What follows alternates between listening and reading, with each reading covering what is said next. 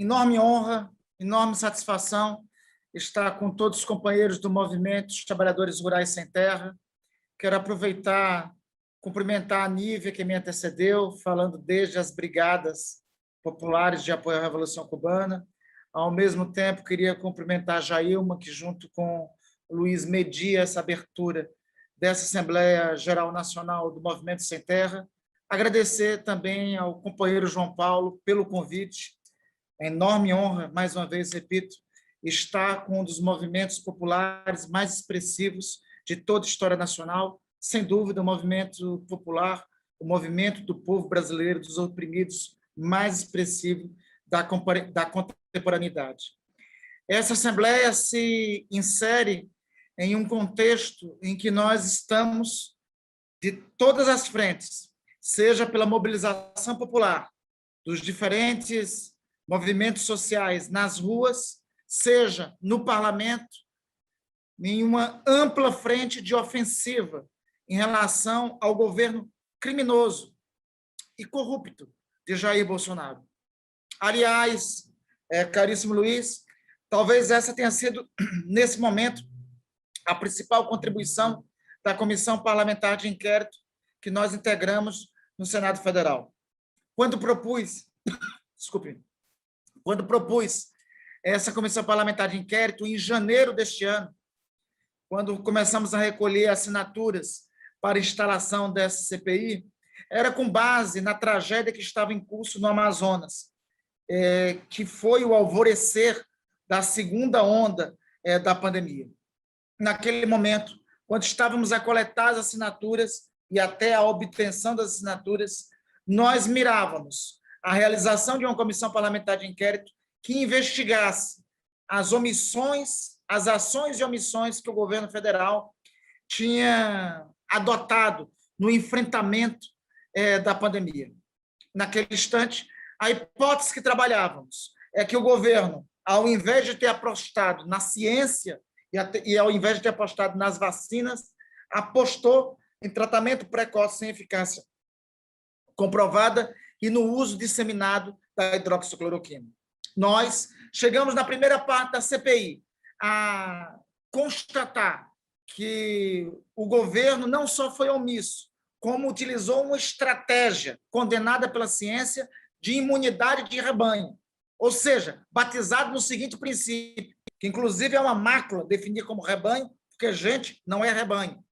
Mas a estratégia do governo era dessa máxima: contaminar a todos, infectar a todos, morressem quantos tivessem que morrer, para sair o quanto antes da pandemia e poder ter recuperação econômica.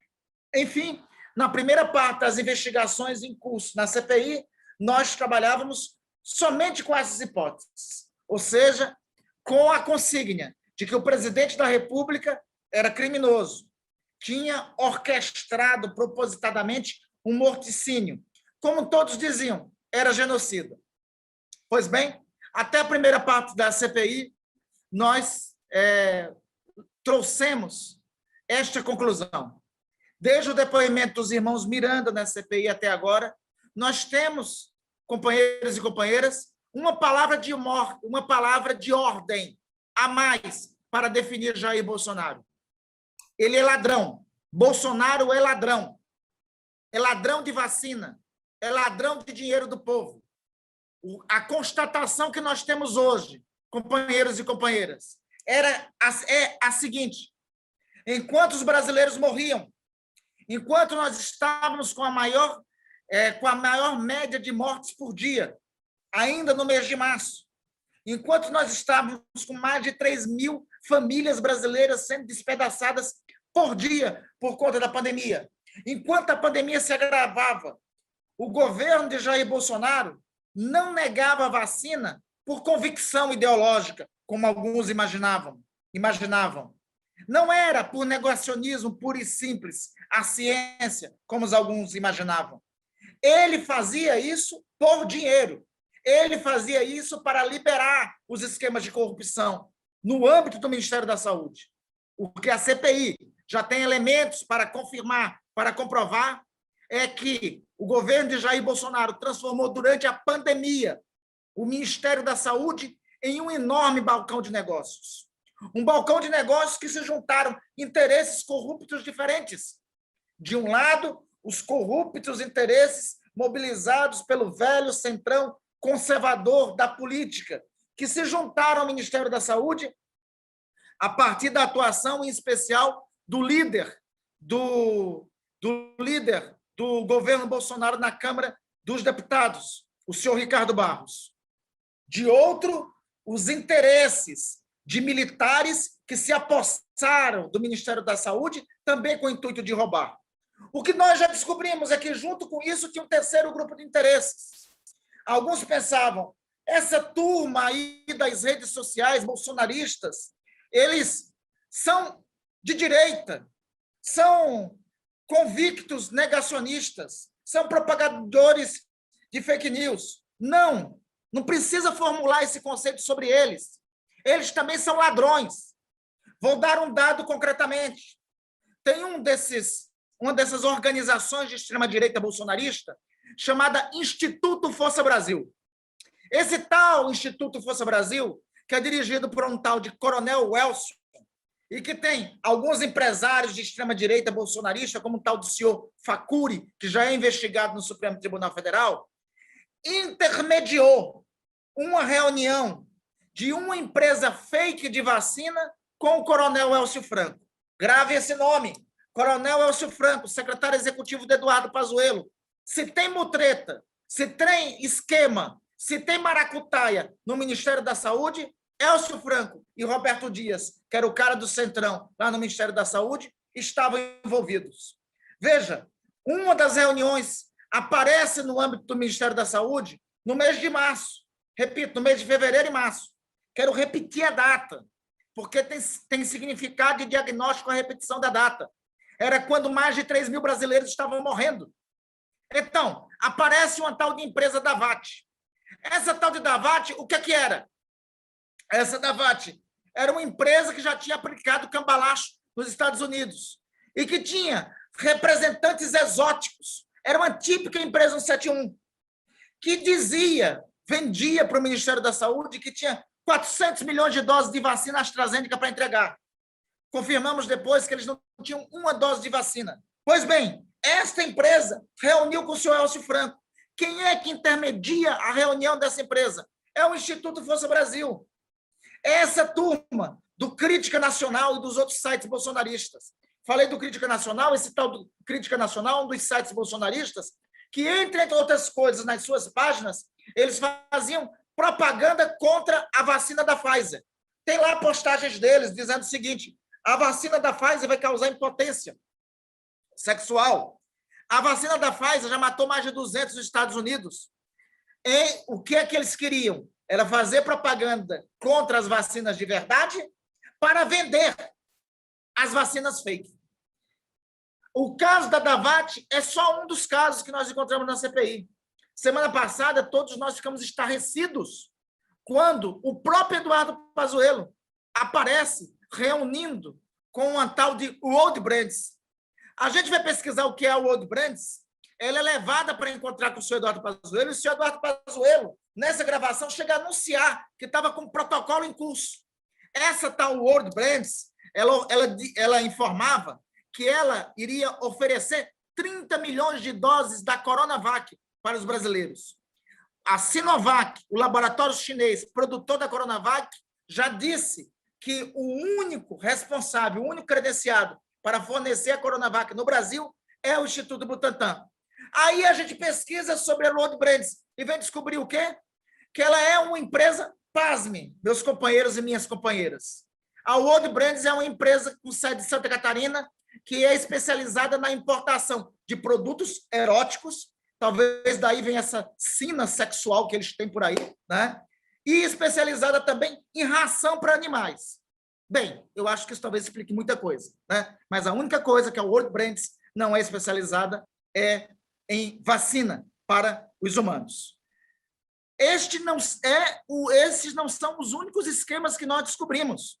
Nós descobrimos no âmbito da CPI que, desde o ano passado, enquanto o governo negava a Coronavac, negava a Pfizer, negava a Janssen, negava todas as vacinas, Uma empresa chamada Precisa, que já estava envolvida em outras fraudes de medicamentos no âmbito do Ministério da Saúde, tinha trânsito livre para negociar vacina. Mais grave, companheiros e companheiras. No dia 6 de janeiro, o principal representante da empresa estava na Índia, pedindo a negociação da vacina da Covaxin, do laboratório indiano Bharat Biotech. No dia seguinte, dia 7 de janeiro, é o próprio Jair Bolsonaro que manda um telegrama para o primeiro-ministro da Índia, manifestando o interesse dele por essa vacina. Essa vacina, que não foi entregue, o governo brasileiro firmou contrato com ela no dia 25 de fevereiro. O governo brasileiro firmou o contrato com a Precisa no dia 25 de fevereiro, antes de firmar contrato com a Janssen, antes de firmar contrato com a Pfizer, enfim, e antes de firmar contrato com as outras que tinham a vacina de verdade.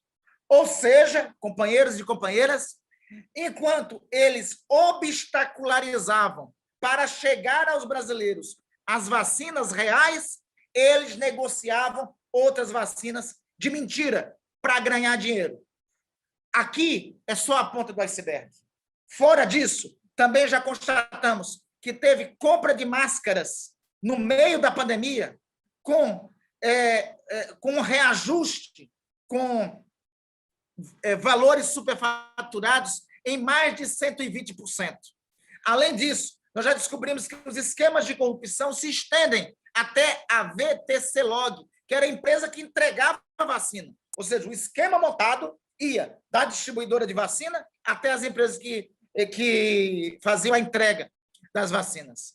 Para por aí? Não. Nós também descobrimos que a chamada obsessão pela hidroxicloroquina. Vocês ouviram isso, né? Cloroquina, faziam até, dizem que é cloroquina, e a gente pensava, e olha só, gente, nós todos, na nossa ingenuidade, não, isso é ideologia deles, isso é negacionismo, eles estão desinformados, era negócio, era ladroagem, era roubo, era corrupção. O tal Médicos pela Vida, por exemplo, que propagandeava a hidroxicloroquina, os anúncios deles nos jornais eram patrocinados por um laboratório farmacêutico chamado Vitamedic. E este laboratório farmacêutico, o dono dele, declaradamente bolsonarista é.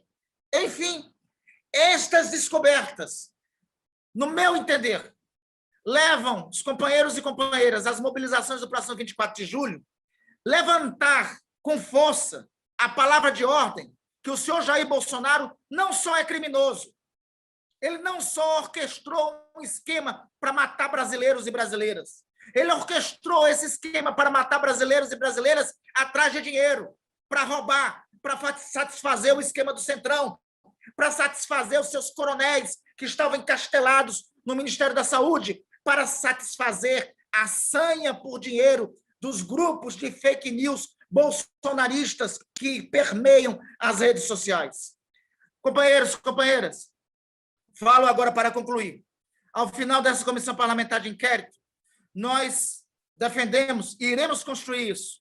A ideia que defendemos é que até setembro se conclua o trabalho da CPI. Nós temos todos os elementos para apontar um relatório que tenha 3 eixos fundamentais em relação ao presidente da República e aos seus asseclas. O primeiro deles, a ocorrência do crime de responsabilidade. O crime de responsabilidade constante no artigo 84 da Constituição, todo foi infringido pelo senhor presidente da República. O segundo, a sequência de crimes comuns. E lhes digo, não são poucos. Já temos elementos para confirmar que o presidente da República praticou charlatanismo, praticou crime contra a ordem sanitária, esteve em prevaricação quando não tomou as providências a partir das denúncias dos irmãos Miranda sobre os esquemas de corrupção existentes através da Precisa no Ministério da Saúde, corrupção passiva, tráfico de influência e todos os elementos apontam também para o crime de corrupção ativa. O terceiro aspecto desse relatório deve, e no que depender de nós, estamos trabalhando e perseguindo os fatos nesse sentido, deve apontar a ocorrência do crime de lesa humanidade. Digo aqui que o crime de lesa humanidade fere o artigo 7º do Estatuto de Roma e, portanto, levará o senhor Jair Bolsonaro a responder no Tribunal Penal Internacional. O movimento E a palavra de ordem, digo isso para concluir, companheiros e companheiras, nós, todos vocês, do heróico, histórico Movimento Sem Terra, todos nós, coube a nós todos, desta geração, uma tarefa civilizatória. Não basta o fora Bolsonaro. O senhor Jair Bolsonaro e seus asseclas têm que responder pelos seus crimes. Têm que responder pela banalidade do mal que impetraram na nossa nação. Por isso, nós estamos, ainda hoje eu dizia, em uma resposta ao querido jornalista Kennedy Alencar, se nos Estados Unidos diziam que a democracia americana não resistiria a um segundo mandato de Trump, eu digo para vocês, a democracia em nosso Brasil não resiste a este mandato de Jair Bolsonaro. Não resiste até chegar ao final desse mandato de Jair Bolsonaro. Ir para as ruas, colocar fim a este governo, é uma tarefa, sobretudo, civilizatória para todas e todos nós. É uma tarefa da luta social, é uma tarefa do nosso tempo, é uma tarefa que será reivindicada por nós, será reivindicada de nós, das gerações que virão, será reivindicada de nós, pelos nossos netos, pelos nossos bisnetos, será reivindicada de nós para a história. Ao passo e aos versos do que vocês cantaram na abertura desta histórica, heróica Assembleia, eu digo a todos vocês, aos versos da Internacional, mais do que nunca, nós precisamos estar unidos nessa tarefa final, nessa tarefa fundamental para o nosso futuro, para a construção, de fato, de uma pátria livre. Nos encontremos, quero estar com os companheiros e companheiras nas ruas do dia 24 de julho, mas não só no 24 de julho, nas ruas até por fim a este governo genocida, criminoso, corrupto, antinacional, representante do que tem de mais atrasado na história brasileira. Até a vitória, companheiros! Sempre!